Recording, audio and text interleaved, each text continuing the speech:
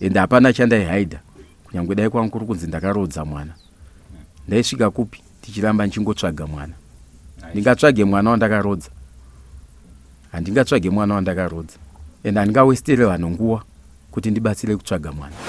Vamwe vaingoti mupenyu, vamwe vanoti akafa. But ndinobvunza mibvunzo yekuti kana akafa ndingamuwane sei uye zvari papi. Saka handina munhu atanyatsondudza kuti kana akafa kuti tingamuwane kuti akafira papi chete. Ini tongomuti kana uri mupenyu chiona. Ngoziva kuti isusu tiri kukutsvaga. Ende hatina zororo. Ticharamba chikutsvaga ende tiri kukutsvaga. Zimbabwe nhasi tiri kuno kuruwa kunonzi kuSolomia. Kuna baba vakashaya mwana wavo. Ane makore akawanda mwana wamushaya. So tiuye tinzwe kuti zvakafamba sei kana mwana uyu ari mupenyu kana kuti asi mupenyu. Uye zvakare kana pane ari kuziva kune mwana uyu agone kuita sei, agone kubata baba vanetsekana nekuda kwemwana wavo. So baba vachazviintroducer, wapedza kuzviintroducer vachapa nhoroondo zvakare kuti chii chakaitika kuti mwana uyu azosvike pakushayika. Baba makadini? Makadi henyu, makasimba here? Aiwa, isi 39 zvedu baba. Tinofara. Ndofunga makatanga nekuzivisa vatariri kuti munonzani. Okay. Ndoitwa Alec Marikano. Ndogara kuno kuruwa kuSolomia. Ine dambudziko remwana watakashaya. Makamushaya rini? Mungatsanangurire here kubva kushaya kwamakamuita kusvika pari zvino nhasi? Okay, mwana uyu takamushaya 2021. 2021 ndopa akashayika musi wa 14 March 2021. Anga ari grade 7. Aidzidza paTashinga Primary School kuMabvuku. Ndokwanga achidzidza. Saka aibva kuno kuruwa achienda kuMabvuku ndokwaidzidza achienda kuchikoro achidzoka kuno. Saka musi wazoshayika uyu. Zita remwana wacho uye makore zvakare? Anga ane 12 years. Ainzi Abigail Marikano. Ari musikana. Mujai ndi mutsvuku. Saka takangomushaya akabva kumba achienda kuchikoro. Ndopa ndakapesera kungofonerwawo ndatenda kumusha nchinzwa kuti mwana haana kusvika kuchikoro. Ndopa takazongoshaya kutsvagawo kuti tinzwe kuti mwana tingakwanise kumuwana here. Akabva kumba kupi? Aibva kuno kuruwa. Akanga ari kuholiday. Yakanga iri holiday saka vaivhura zvikoro mangwana achona. Ndobva abva kuno kuruwa achiperekedzwa nasisi wake vanonzi Aida Marikano. Ndiyo vaigara naye kuMabvuku ikoko. Saka vakamuperekedza ndobva asvika panonzi paSamtoko. Akakwira mota inonzi Wish. Vanoti yanga ina hanyatsoziva because nahandisipo. Saka vanoti vakamukwidza Wish yanga iri silver here, should be silver. Ndo yaakakwira aifanira kudzikira paMabvuku 10 off. Saka paakapesera kumukwidza ipapo achienda kumba kuMabvuku haana kusvika. Saka takazongofonerwa zvichinzi mwana sei asina kuya kuchikoro. Ndobva ndati mwana haana kuya kuchikoro. Ndobva ndatishaya kuenda kuMabvuku ikoko kuti ndinzwe kuti chii chaitika. Zvichokwadiwo takasvika mwana kusina. Tikati pamwe kudo pamwe pane kwaita si pamwe kuda kune kwaaenda. Asi takaramba tichitshaya kutsvaga kubva tazoendawo kumapurisa ekuruwa. Tikaendawo kumapurisa ekuMabvuku tichifunga kuti pamwe pangonge pane paitika tsaona. Tikanzi anochidzoka henyu mangwana kuti tinzwe kuti pane here paitikawo kana tsaona kana kuti chii. Ndofunga mwana takaita mazuva tichingotshaya kutsvaga kusvika tazonyatsotoona kuti mwana hapana, mwana hasikwani. Alright. Mwana uyu aigara nani? Uyu kwaaienda kumataura zvekumabvuku aienda kunani? Mwana uyu mai vake vakashayika 2019. Ini ndakanga ndine madzimai mairi. Mai vake ndo vakanga vari mukadzi mudiki. Saka mai vacho vashayika 2019. Ndakangoti kune mukadzi wangu mukuru chitora vana vanga vakugara kuno kuruwa. Vachienda kuchikoro. Saka ingoti kana ari madhezi echikoro kuti asaramba achifamba kubva kuMabvuku kuya kuno. Taingomuti kana ari kuMabvuku ikoko anenge achirara kuMabvuku sezvo ndokumba kwabereki wangu ini. Ndokumba kwaigara mai vacho. Saka ndokwaingonogara ikoko. Kana ari maholidays aya either anenge ari kunoko kana kuti anenge ari kumusha pamwe chete nemudiki wacho. Because vaigara vari vatatu. vakati iye wachona nemukomana mudiki nemusikana muhombe anga akapedza form 4 ainzi aidhamarikano wacho. Alright. Ku hama dzekwaamai uko amai nyakutumbura makambovabata here muchiedza kubvunzirisa kuti hongu ndakatraya kubvunza kuhama dzekwaamai vacho. Ndaifamba nemukomana anonzi Brian Matanga Bonde, ndiye hanzvadzi yamai vacho, anogara muno muSolomio kudhuze nekwaSamutoko ikoko futi zvekare. Ndokumwe kwaimboitawo mwana wangu aimboto akati nzve panopamba sometimes aigona kungoti ndabva ndaenda kumba kwana sekuru, ndokwandabva kwandandamboenda. Saka adzimunguva ndokwaimboenda ikoko, saka ndakazowa takatraiwo kutsvaga ikoko tichibvunzawo kuti mwana asvikawo here ikoko. Ivo vaingoti mwana hatina kuita sei, mwana hatina kumbobvira tamuona. Ukama hwenyu mimi nemwana wenyu hongu wakamira sei? Panga pasina dambudziko, ndanga ndisina problem nemwana. Even maproblems aiteta kana zvaimunetsa chaizvo kwandiri anga akasununguka kundiudza. Because kuda zvimwe pamwe anenge akatiza kungotiza achiti pamwe maemabuse kungofungidzirawo. Ndingati hongu inini mwana kana akaitawo musikanzwa zvechokwadi inini ndagaira pavana ndinongorangawo. Vana handizoregedze kuranga, ndinongoranga vana zvakafanana. But handingati panga pane dambudziko rekuti ndingati ndasingagarisane nemwana ndinganyepi, nekuti mai vacho vakafa 2019 hazvina kumbotora 2 years mwana bva tateta sei tobva tatomushaya. Afa 2019 saka pesa pandime murugara naye here? Ndindaigara nevana. Ndindaigara nevana. Hama dzekwamai vacho vakamboti vada kutora vana kuti vagare nawo, ndikubva ndaona kuti zvakandirambira kuti ndivape vana kuti vagare nawo. Ndakati aiwa vana vangu ndokwanisa kugara navo ndega. Nemudzimai wacho akafa mune vana vangani? Tatine vana vairi, mukomana nemusikana. Mukomana ari kupi? Mukomana ndinaye ari kugara kumusha izvezvi. Ari kumusha. Saka mukomana akura sei? Ezvine zvaane 11 years. Mukomana uyu haasi kuzivawo here pamwe kuda pamwe kune hanzvadzi yake pamwe vanogona vari kunzvenga imi wana? Anotoshungurudzikika mukomana nanhasi mwoyo wake checha hautogadzikana, bhozi anotorwadziwa nehanzvadzi yake. Zvekuti dzimwe nguva unotonzwa anotongotanga kudzitaura nyaya idzodzo, sometimes dzimwe nguva anototanga uchema. Ukama hwenyu imimi nemudzimai, ukama hwenyu nehama dzemudzimai wenyu wamataura kuti akashayawo wenge wakamira sei? Mudzimai wangu asati ashayika tanga tisina dambudziko, taiwirirana chaizvo. Panga pasina dambudziko, taifambidzana ende tichiwirirana chaizvo. Tingazongoti takazotadza kunyatsoti fambidzane mune zvakanaka pakazoshayika mudzimai wangu ino. Chii chakange chakuita kuti mutazofambisana zvakanaka? Chakatanga kuitika, I think takatanga kutadza kunzwisisana, nekuti ivo vane maonero avaita. Pakangoshayika mudzimai wangu vakabva vati vakutora vana, indikati hamukwanisi kutora vana because ndichiri mupenyu, ndokwanisa kuchengeta vana vangu ndega. Saka ipapo vakati batikanei pandakarambira vana, ndokubva vati alright sezvo warambira vana, asi isusu pane midziyo yakatengwa nemwana wedu tichatora zvese, hatina chatukuita sei chatiri kusiya, handina kuvarambira. Zvechokwadi vakatora zvese kusanganisira mapicture frame, nhumbi dzese zvese kubva zvemwana wavo zvavo zvese. Vana vangu chechewo vakavasiya vasina kana magumbeze ekufuga chaiwo. Ndakatozotenga mamwe magumbeze mushure mekutoona kuti vana havachisina kana magumbeze kana mapoto, because takanga tatoumirwa tisisina pekutangira. Andatenga futi zvinhu izvozvo. Pana sisi vachona vamadhamu wangu inini ivavo vekushayika ava vaitouya futi kumba ikoko, vakatosvika vakatotora mapoto andakanga ndatotenga futi mudzimai wangu ashayika futi, vaitosvika vototora zvinhu izvozvo futi zvandine ndatengera vanhu. Saka ukama hwedu ahwo tina kuzonyatsokuita gedyi kwekuti tingadyidzane zvekuti tichawirirana. Takabva tatokuonana zvekuti hatina kuzombowirirana kubva ipapo. Saka kushayika kwemwana uyu mune here munhu wamunofungidzira kuti angadai ari ndiye akatora mwana, kana kuti munofungidza kuti ari kupi mwana kuona kwenye kwenyu?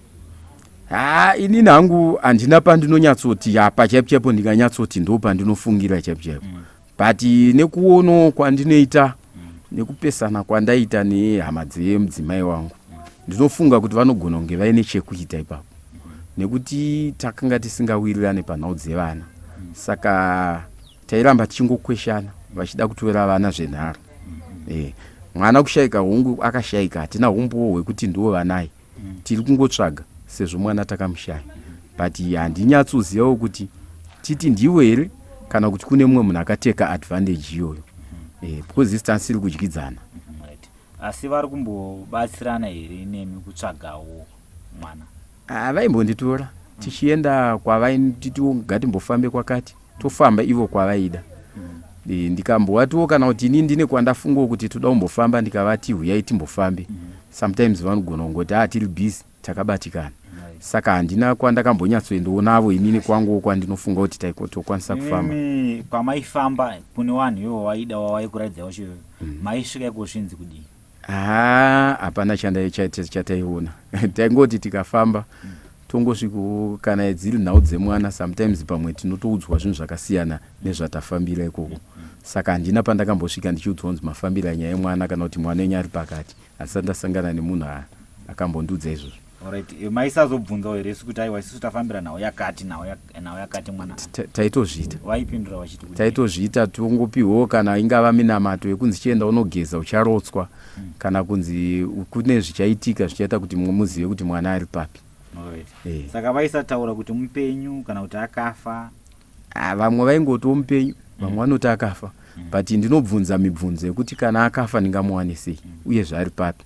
Saka handina munhu atanyatsondudza kuti kana akafa kuti tingamuwane kuti akafira papi chaipo. Vaiti mupenyu?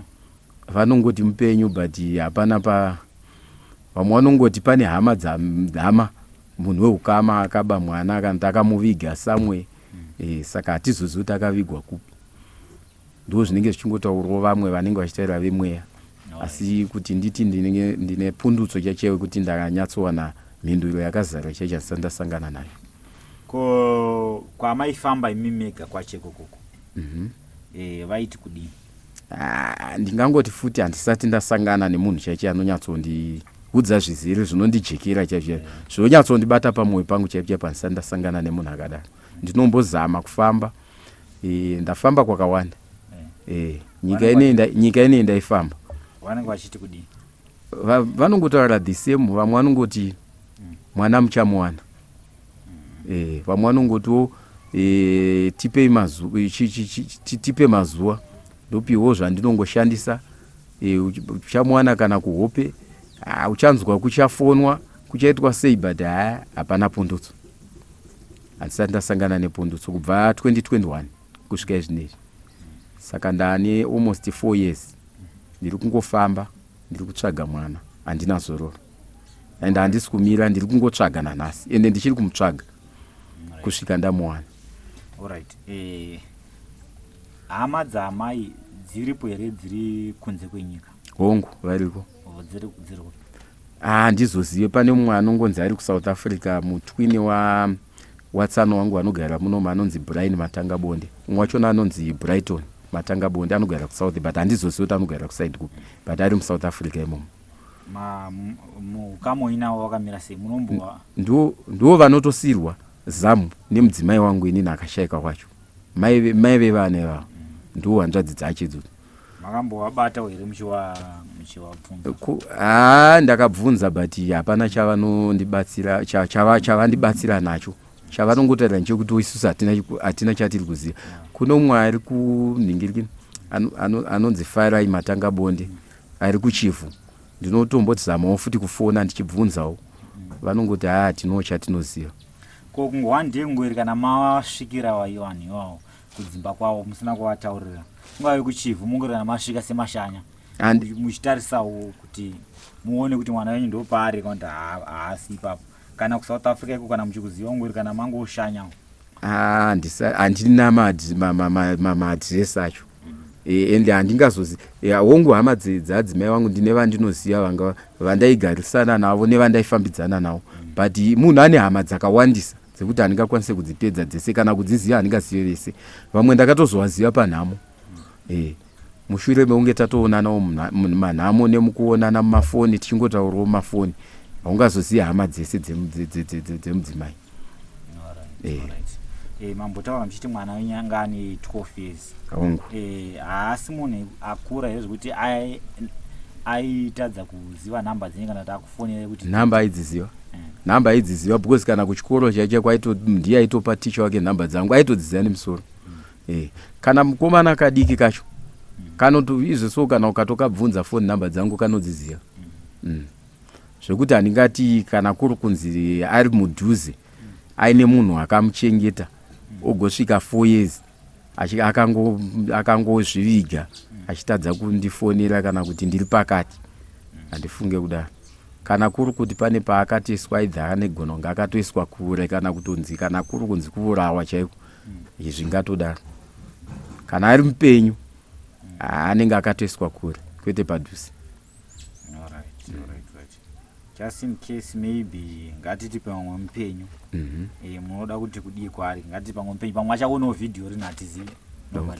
Mungadi kuti kudii kwari. Ini tongomuti kana uri mupenyu uchiona ngoziva kuti isusu tiri kukutsvaga ende hatina zororo, ticharamba chikutsvaga ende tiri kukutsvaga. Chakangokosha ndechekuti dai tangoziva kuti mupenyu here kana kuti akafa. Kana akafa tongoziva kuti aiwa hatichamborwadziwe isu kunzwa kunzi akafa. Kana tikatomuona izvinezvi hatichatochemi nekuti takachema kare, tinotongotora mapfupa acho toita se toviga. Nekuti nguva yekuchema yakatopfuura, nguva yekubatikana yakatopfuura. Taakuda kungoziva chete kuti ari papi, ndochatakungoda kuziva chete. Kana kuna ane information anokwanisa kungotiudza kuti ari pakati.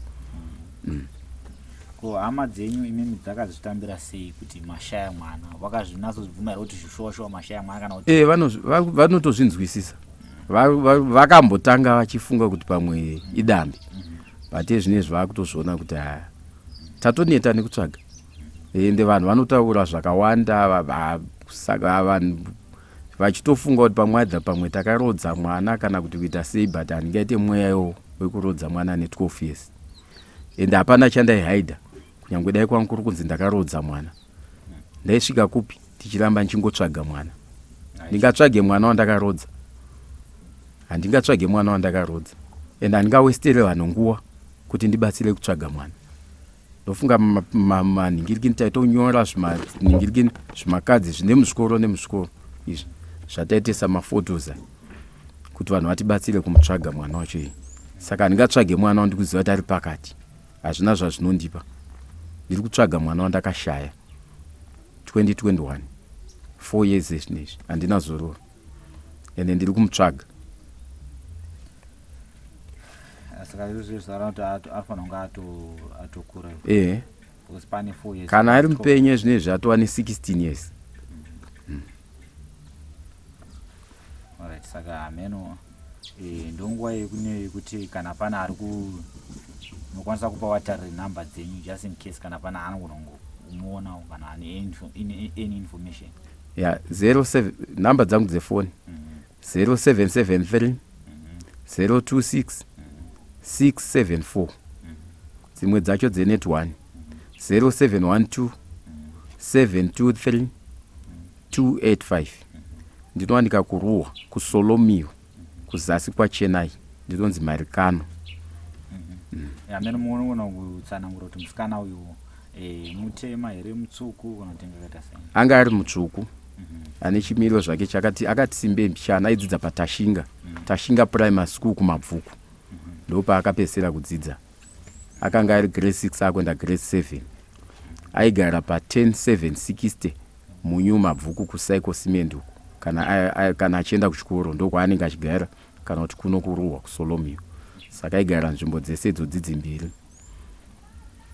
Ko pakaita angave maprofita urung'anga vanotaura kuti vanhu vangada kukubatsira ine information yekuti muzive kuti mwana mupenyu vanti haasi mupenyu vandari papi, munotendera nazvo? Ndiri kutoda zvakasimba ende ndiri kutoda kunyanya vanotoziva kana zvekutogadzira chaizvo futi. Ndiri kutovakumbira kuti kana pane anokwanisa kundibatsira panyaya yangu ndiri kutovatsvaga, nekuti kugadzira kuita sei? Kutoita zvekutoti zvibude, kutoti kana pane paari paakaiswa kana kutota zvechero zvaanokwanisa kutoita munhu anokwanisa kundibatsira ndakungoda zvese soro mwe ndabatsirikika chete ndakungoda rubatsiro rwakasimba nokuti ndaneta ndambofambawo ndafamba kune vese vandachifambirawo zvechokwadi kune vanondiziva vazhinji vamwe vanotondiziva nyaya yangu vakutoiziva ndakafamba kwakawanda but handisati ndasangana neanondibatsira saka kana pana anokwanisa kundibatsira kana kutenda ndinokwanisa kuzotenda munhu iyeye nekuti handisati ndaona munhu anokwanisa kundibatsira. Alright, timbotidzokere zvishomanana kumotikari yamati yakamutakura. Motikari yaive private, yaive mushikashika kana kuti yainge iri motikari yakaita sei? Wanga uri mushikashika. Panguva yaifamba mawishi kwanga kusati kwazara tuma Honda Fit twako tumazuva ano. Yange iri nguva yemawishi chete. Ko driver wacho mushikashika wemotikari yange iri local here yange iri local. Makazokwanisa here kumuwana driver wacho? Ndakatoenda ndikabvunza madriver ese vandaifungidzira vese nematsananguriro vaitwa mota yachona. Kune vandaibvunza vese vaingotaura kuti isusu tinotakura vanhu. Zvekuti munhu adzikira papi kana munhu afamba sei nazo hatizoite sei hatizvitarisi. Asi isusu tinongoita sei tinongoswera tichitakura vanhu. Asi driver wacho cheche makakwanisa kumuwana? Hatina kukwanisa kumuwana chai. Gozi akamukwidza wachona akangomukwidzawo ari nechepanapa. Gozi mota yaitosimuka ndobva amhanya abva atongonopinda mota maamutori nevamwe. Alright. Aiwa, mhuri yeZimbabwe ndo nyaya yange tinayo muzuva ranhasi. Nina baba vari kuno kuruwa kunonzi kuSolomia avo vari kutsvaga mwana wavo anenguva yakareba makore akawanda vasingamuwani. So kana pana ari kuziva kana kuti any information nezvemusikana uyu anosununguka kuti aiwa abate baba panhamba dzavo dzataisa pascreen kana kungozivisawo mapurisa ari pedyo nemi handitika anokuoneka nemfaro ndimanasi mwana kwachibanda parizondoti sarai zvakanaka.